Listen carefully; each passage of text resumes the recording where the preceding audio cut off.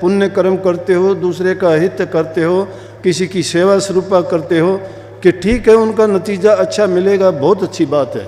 दान पुण्य करने से, नेक कर्म करने से आपको स्वर्ग वैकुंठ मिल जाएंगे, अगला जन्म इंसान का भी मिल जाएगा, लेकिन मुक्ति का रास्ता गुरु के बिना नहीं है। आप सभी को प्यार भरी राधा स्वामी जी। देखिए, जो आज का सत्संग का विषय है उसमें महाराज जी ने बताया कि जो इंसान दान दक्षिणा करता है, जो इंसान अच्छे कर्म करता है और जो इंसान दूसरों का भला करता है, उस व्यक्ति के जीवन में हमेशा सफलता मिलती है। उस व्यक्ति के जीवन में प्रभु का नाम कामयाब होता है और उसको बहुत ज़्यादा लाभ मिलता है। और साथ ही सतगुरु महाराज जी ने बताया कि व्यक्ति के कर्तव्य अलग अलग होते हैं। जो व्यक्ति बंधनों से मुक्त होता है वह व्यक्ति भजन बंदगी कर सकता है। ये बंधन है जो हमें अपने मोह माया में फंसा कर रखते हैं, जो हमें आगे नहीं बढ़ने देते और जो हमारे भक्ति के मार्ग पर रुकावट डालते हैं। अगर हमें अपने भक्ति करनी है तो हमें मोह बंधनों से दूर रहना चाहिए और गुरु का ध्यान करना चाहिए। गुरु के चरणों में जाकर उनकी हर बात को मानना चाहिए और उनके आदेशों को सिर माथे रखना चाहिए। तभी व्यक्ति का जीवन में कामयाब हो सकता है और जीवन में आगे बढ़ सकता है। तो चलिए आपका कीमती समय सत्संग को शुरू करते हैं।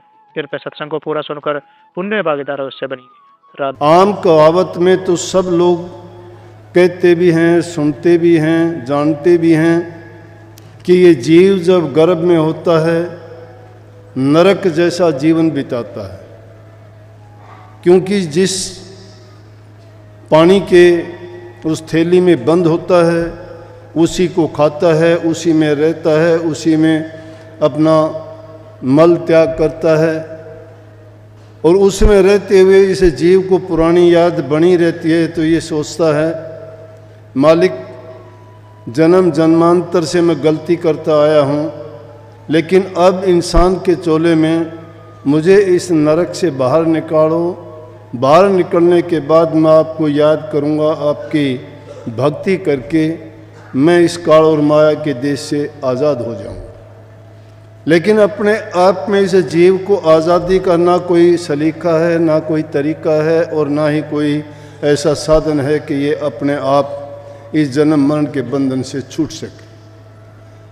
परंतु संत जानते हैं, वो भूत भविष्य और वर्तमान के सब कुछ जानते इसलिए हैं कि सत्य पुरुष ने उनको इसी काम के लिए भेजा गया है।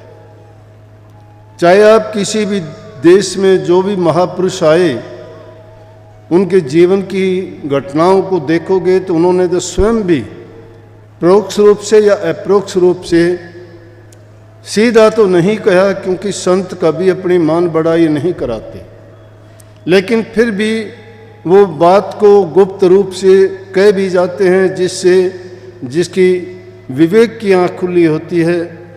जो इसे रूहानी रास्ते पे चलने वाले होते हैं उनकी बात को भी पहचान लेते हैं, वाणी को भी पकड़ लेते हैं और उसका जो संदेश होता है उसके बारे में भली भांति ये जान लेते हैं कि उनका इशारा किस तरफ है।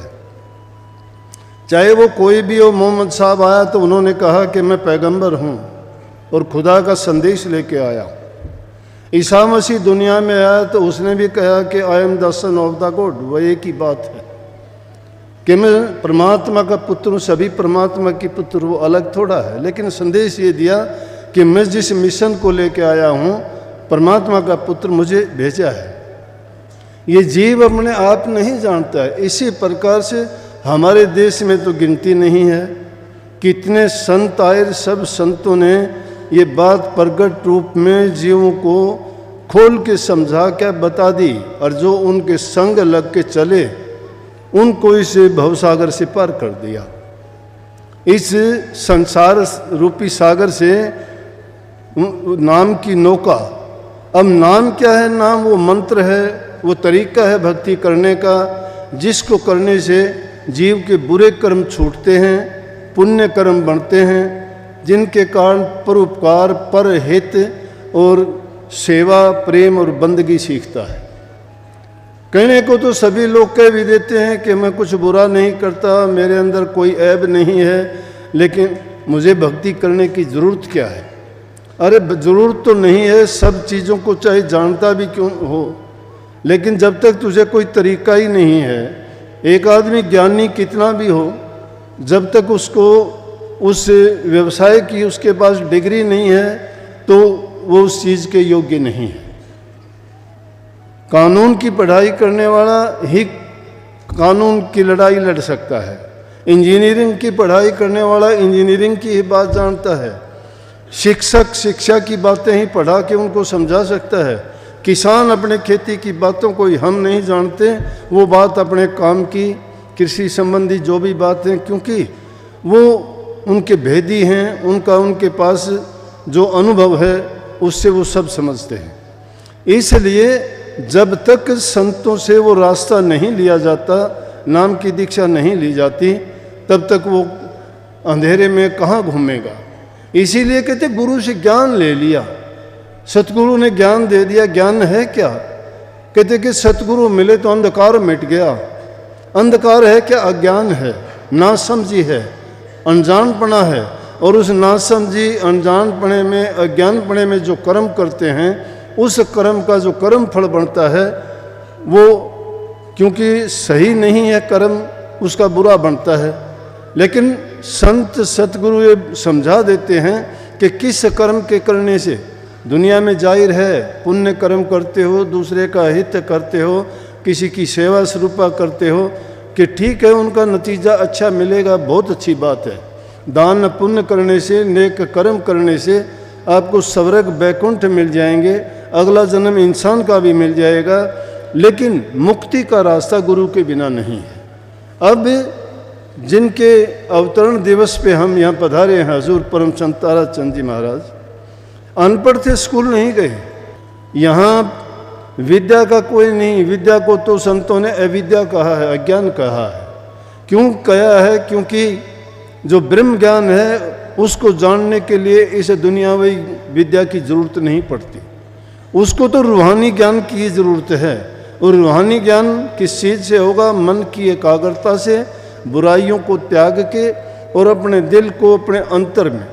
अब छोटी सी बात सही तो नहीं है, लेकिन महापुरुषों ने सब ने ये कहा, कहाँ ढूंढते फिरते हो? जिस चीज़ की तलाश है, जिसको ढूंढते हो, वो तुम्हारे अंतर में है। कबीर साहब ने सीधी कही, मोह को कहाँ ढूंढे रे बंदे, मैं तो तेरे पास में। हम ढूंढते हैं मंदिरों में, मस्जिदों में, गुरुद्वारों में, कंदराओं में, गुफाओं में, जप में, तप में, यज्ञ में, हवन में, पूजा पाठ में, मंत्रों में। अच्छी बात है, लौकिक भक्ति है, वो मान बढ़ाई मिलेगी आपको। फलाना आदमी दान करता है, वो आदमी अनछोत क्षेत्र खोल दिए, उसने गरीबों की ये की, बहुत अच्छी बात है। ये जो आदमी वो नहीं करता तो कम से कम दुनियावी काम जो करता है वो भी कोई कम नहीं है। वो नामवरी भी पाता है, उसकी मन की शुद्धि भी होती है, और नेक कर्म करने से उसका नेक फल भी उसको प्राप्त होता है। लेकिन उस नाम की खूबी को कौन पहचानता है? उस नाम के बिना अब ये जिस तरह से वाणी थी कि लाग्या रहिए प्रेमी भाई रे, तेरी बनत बनत बन जाई रे। लाग्या रहने का मतलब कि अगर सच्चाई के रास्ते की ओर चलोगे, उस पर कदम तुमने रख दिया, तो उसमें चाहे लाख बाधाएं आए, कितने भी कष्ट क्यों ना हो, विचलित नहीं होना। नेक रास्ते पर चलते हो तो चलते रहना चाहिए। अनेक प्रकार की संसारी बाधाएं तुम्हें परेशान करेंगी, रोकने का प्रयास करेंगी, क्योंकि जगत भगत का बैर है, ज्यों केड़ा बड़बेर, वो हाल है वो चीर देर साहिब करे न मेट। जगत और भगत का बैर है। बेरी के पास में अगर केड़े को हमने बो दिया है, खड़ा कर दिया है, तो उसकी समझो कि अच्छा नहीं किया। वो तो हमें पहले ही सोचना चाहिए कि बेरी के पास में केड़ा नहीं बोना चाहिए, क्योंकि वो तो अपने स्वभाव से हिलेगा, हवा के कारण हिलेगा, लेकिन वो बेरी भी तो अपने स्वभाव से उसको चीर देगी। इसलिए नेकी का रास्ता जो है उसके अंदर बाधाएं तो आएंगी, लेकिन उसमें इंसान विवेकशील है, बुद्धिमान है, वहाँ गुरु के ज्ञान की जरूरत पड़ती है। अब अगर हम संसारी आदमी हैं तो हम कांटे का जवाब कांटे से देना चाहते हैं, बुराई का जवाब बुराई से देना चाहते हैं, लड़ाई का लड़ाई से, गाली का गाली से। उससे होता क्या है? बुराई से बुराई बढ़ती चली जाती है। एक इंसान बुरा करता है, दूसरा इंसान उस बुराई के बदले में उसका बुरा करता है। अब भला कौन हुआ? दोनों ही एक जैसे हैं उनमें। लेकिन संतों की ये शिक्षा है कि जो तो को कांटा बोवे तू बो वाको फूल, तेरे तुझको फूल मिलेंगे रवा को है त्रिशूल। तू जो दूसरे के लिए बुरा करेगा तो बहुत बुरी बात है, लेकिन जो तेरे को कांटे बोते हैं तुम बुरा मत कर। क्यों ना कर, क्यों तेरा कर्म तूने अच्छा किया, फूल बोए उसने कांटे बोए।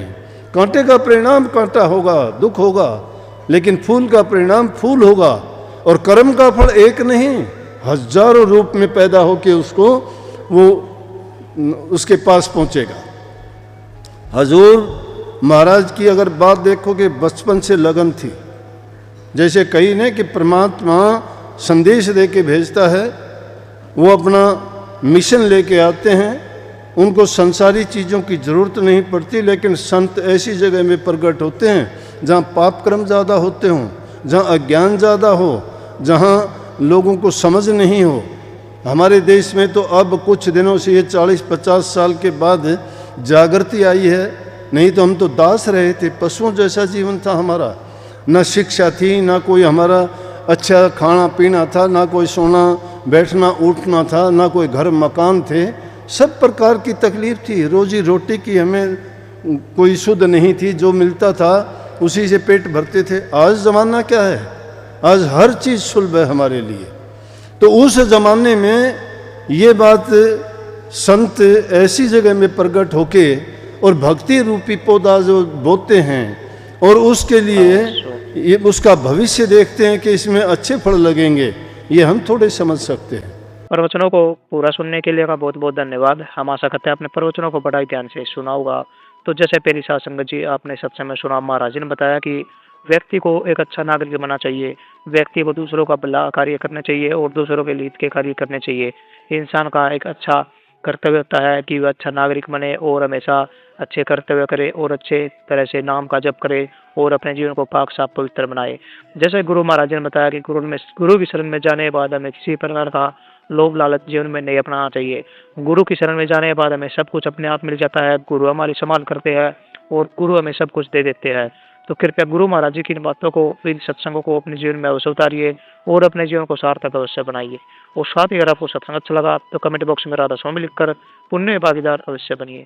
मिलते हैं जल्दी एक नए और बहुत ही प्यारे प्रवचनों के साथ। तब तक के लिए आप हमें दीजिए राधा स्वामी।